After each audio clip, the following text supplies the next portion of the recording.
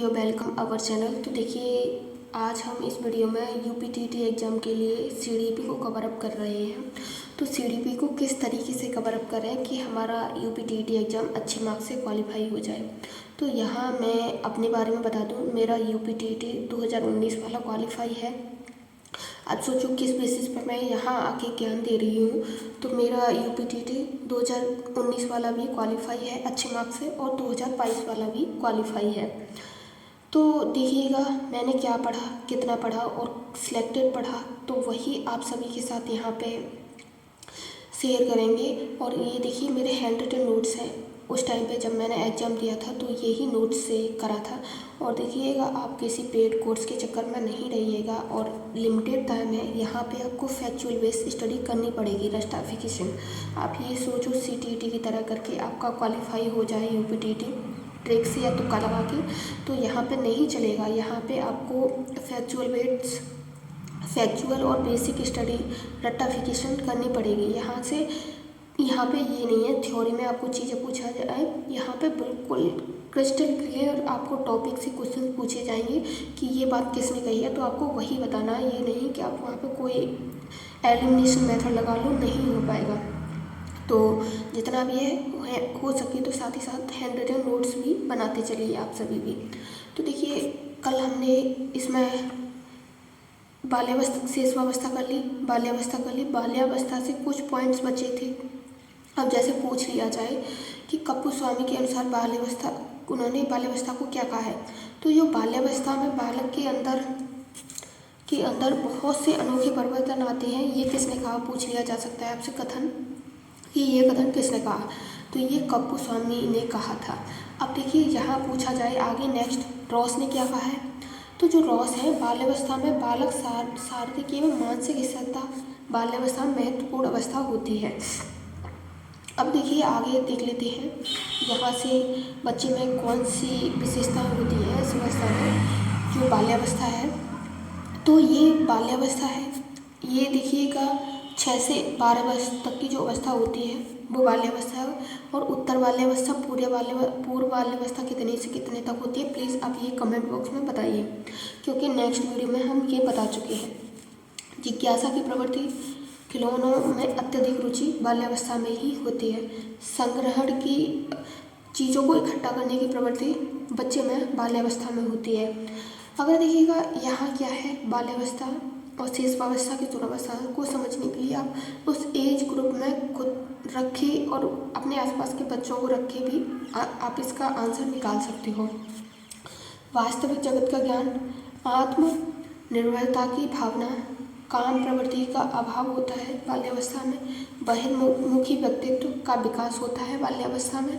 अब देखिए यहाँ आगे हम शेष किशोरावस्था से संबंधित क्वेश्चन देखेंगे। तो जो किशोरावस्था है कितने से कितने वर्ष की होती है और इसमें बच्चों में क्या चेंजमेंट होते हैं वो देखेंगे। तो जो किशोरावस्था है वो 12 से 18 वर्ष की जो अवस्था है वो हमारी किशोरावस्था है। और देखिए किशोरावस्था को अलग अलग नामों से जाना जाता है, वो कौन कौन से नाम हैं तो वो भी देख ले रहे हैं। तो जो किशोरावस्था है जीवन का सबसे कठिन काल किसे कहा गया है, तो किसने कहा है जीवन का कठिन काल किशोरावस्था है, और ये कहा किसने है ऐसे भी पूछ लिया जाए तो ये किलपैट्रिक ने कहा है। अब जो उलझन की अवस्था है, बच्चा इस अवस्था में दुविधा में रहता है, तो ये भी हमारी किशोरावस्था है। तनाव और संघर्ष की अवस्था, आंधी तूफान की अवस्था, ये किस देखिए स्टेटमेंट काफ़ी बार आप PYQs देखोगे तो एक ही लाइन से आपको क्वेश्चंस दिखेगा यहाँ से प्रीवियस ईयर में। स्नेह में हॉल, जीवन की बसंत ऋतु की अवस्था, जो सफल होते हैं बच्चे, इसमें सफल असफल दोनों ही होते हैं, तो ये भी किशोरावस्था है।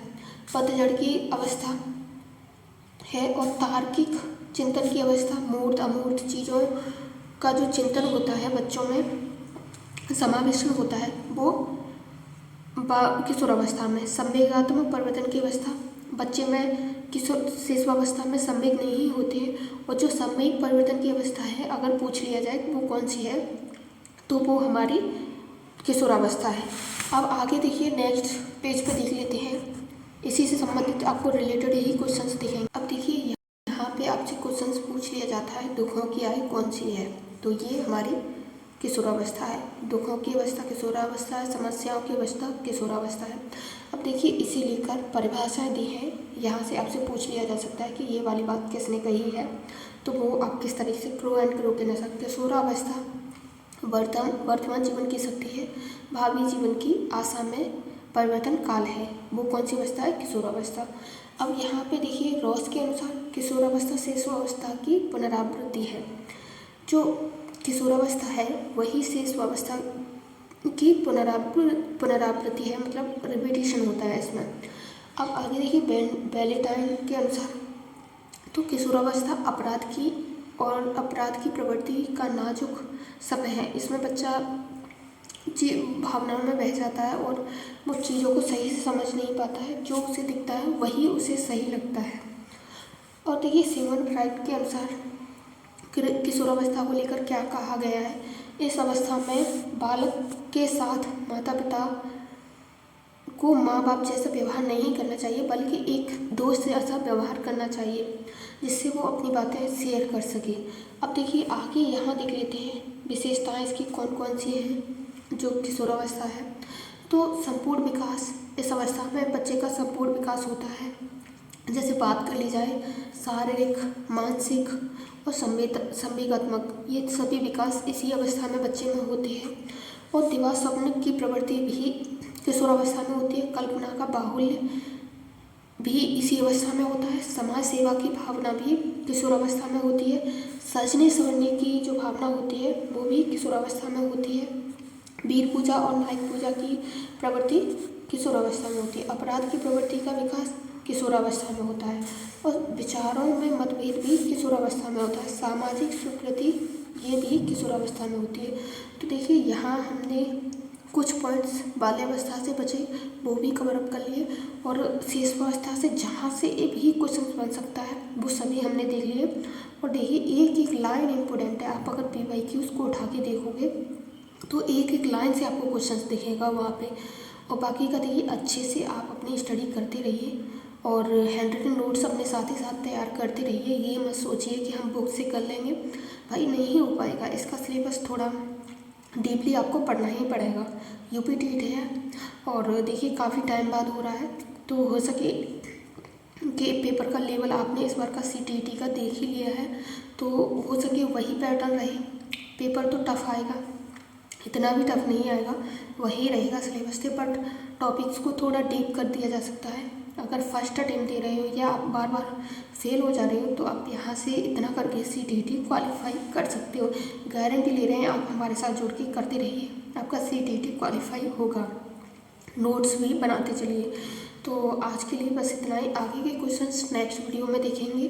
Thanks for watching this video. आपकी कोई क्वेरी हो तो प्लीज़ अपना कमेंट बॉक्स में फीडबैक भी दीजिए।